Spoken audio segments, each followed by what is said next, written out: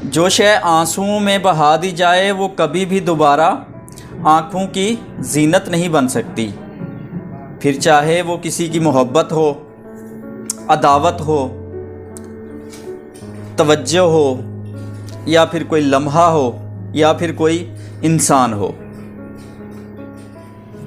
वो खिड़की बंद कर दें जो आपको तकलीफ़ देती हो, चाहे उस पार का मंज़र कितना ही हसीन क्यों ना हो। सबसे मुक़द्दस दुश्मनी वो है जो आपका महबूब आपसे बदगुमान होने के बाद करता है। उसकी ज़रबों के निशान आपके दिल और रूह दोनों पर पड़ जाते हैं। यार किसी का मान रखना सीखिए। ज़िंदगी बहुत छोटी सी है। कोशिश करें किसी का मान, एतमाद और एतबार ना टूटने पाए,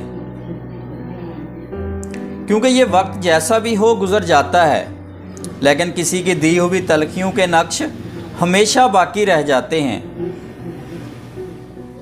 हमारे माशरे में जब रिश्ता करना हो तो औरत का माजी देखा जाता है और मर्द का मुस्तकबिल। अच्छी बातें पढ़ने और सुनने की आदत अच्छी बातें करने की आदत भी डाल देती हैं।